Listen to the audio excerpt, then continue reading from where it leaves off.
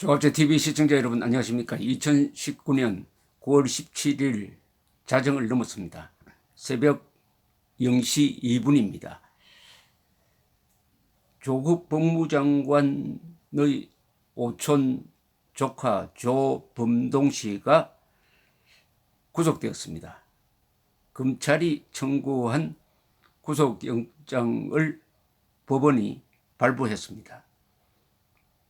검찰은 조국 법무장관 일가가 투자한 사모펀드 운용사인 코링크 프라이빗 에퀴티의 실소유자가 그동안에는 조국 씨의 오촌 조카로 알려져 있었는데 이제는 부인 정경심 씨일 가능성도 염두에 둔다 이렇게 나와 있습니다.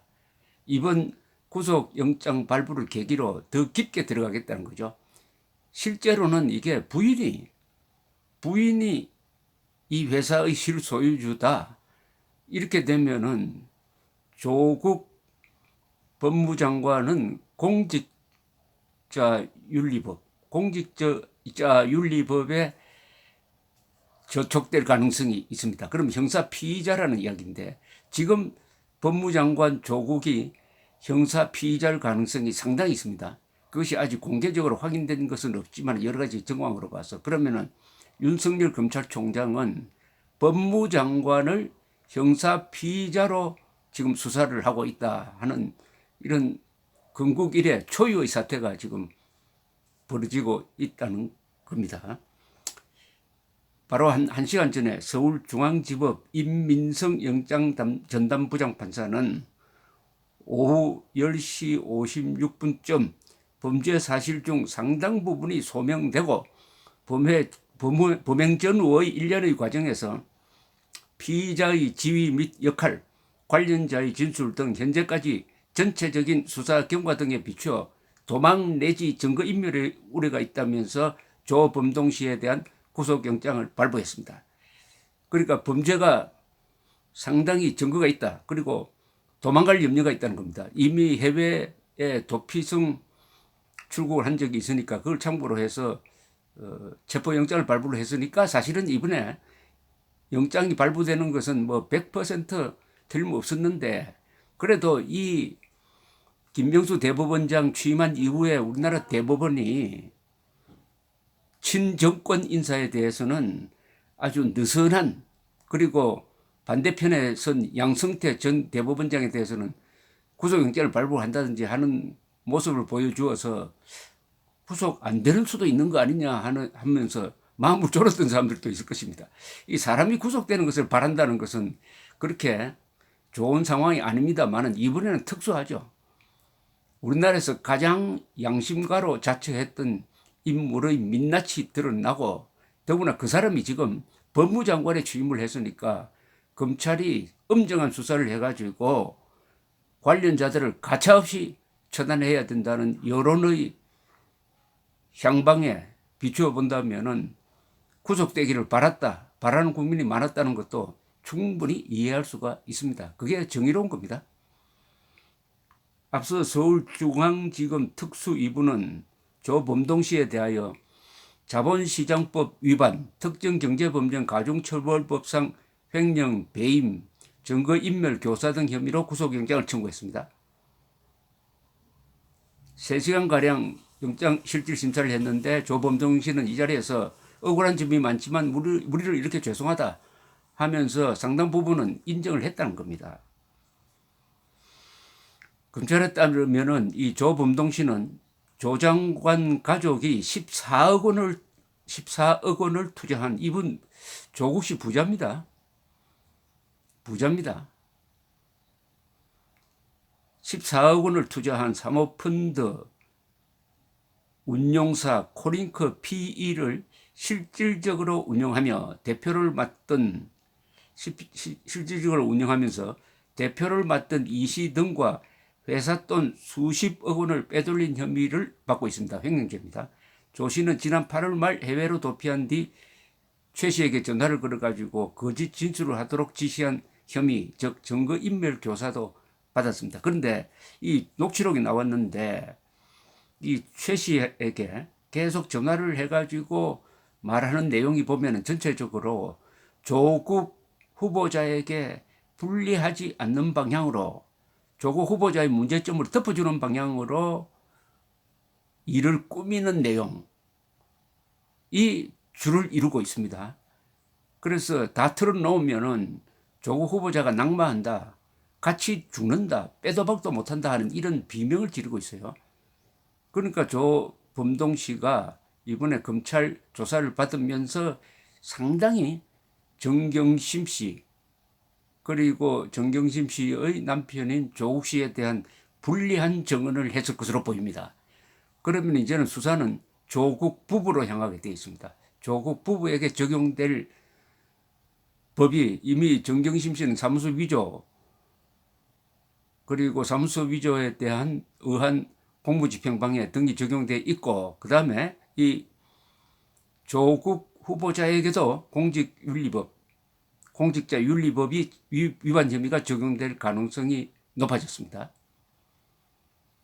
검찰은 조남동 씨를 조사하면서 정경심 씨가 코링크 PE와 사모펀드 운영에 관여했는지 등에 지금 추궁하고 있는데, 만약 관여를 했다면은 이게 법률 위반이 됩니다.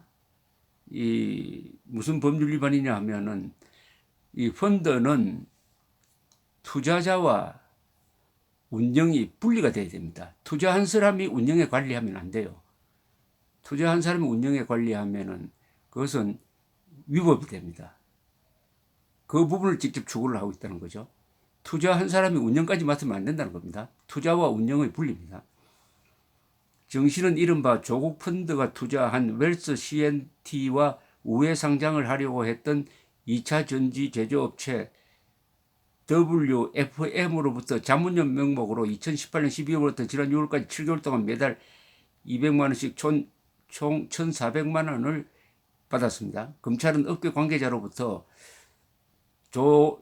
범동 씨가 정경심 씨의 투자 손실을 보존해 주기 위하여 자문련 명목으로 투자금에 대한 이자를 주었다는 취지의 진술을 확보하고, 이게 어떤 법률에 위반되는지 좀 재고 있다는 겁니다.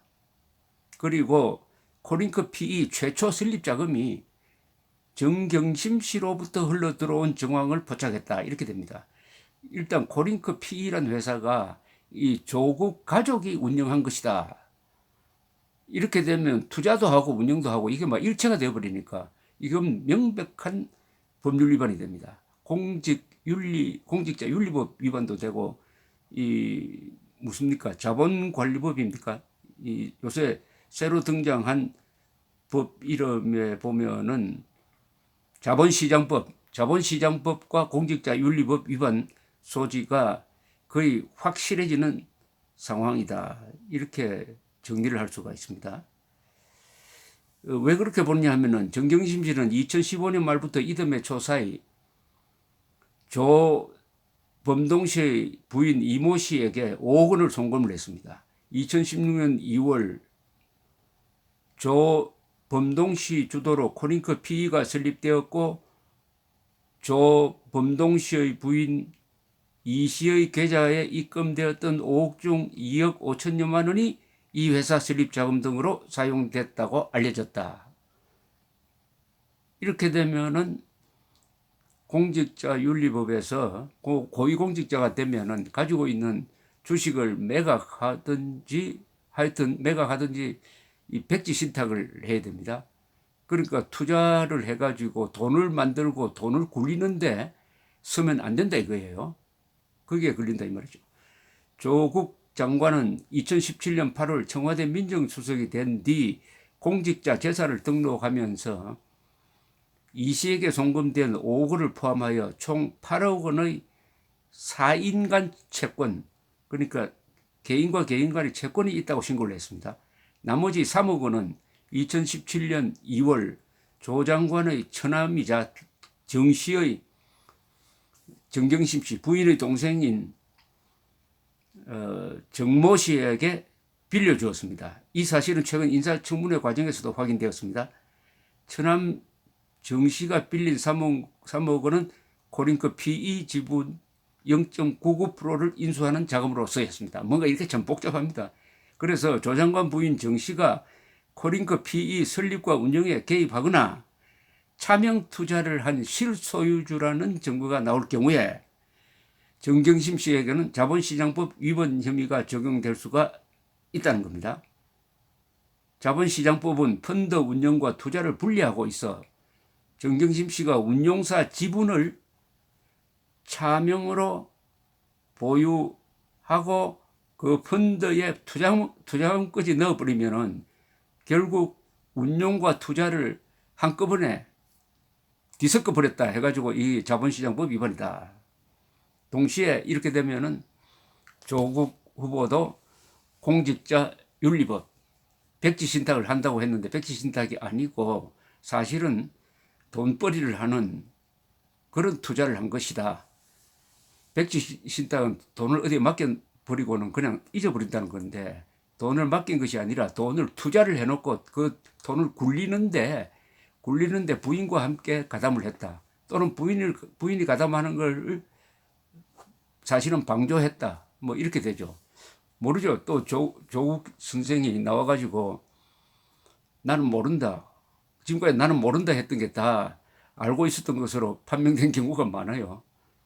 그래서 올해의 한글 사자성어는 조, 또, 몰라가 된다는 거 아닙니까? 조, 또, 몰라. 그래도 나는 부인, 아내가 하는 걸 몰랐다. 이렇게 하고 나가기에는 이번 사안은 너무 끈적끈적합니다. 절대 모를 수가 없죠, 사실은.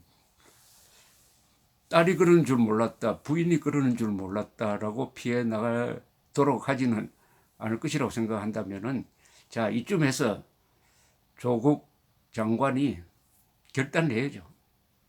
그만둬야 합니다. 그만두고 담담한 마음으로 돌아가서 이제 수사를 자청하고 협조하는 것이 지금까지 그분이 살아오면서 신조로 삼았던 것의 실현이라고 생각합니다. 문재인 대통령 또한 조국을 임명을 할 때, 민정수석으로 임명할 때, 이번에 장관으로 추천할 때 뭐라고 했습니까? 한국을 대표하는 법학자다. 법과 원칙의 소신가다. 이대로 좀 해주기를 바랍니다. 감사합니다.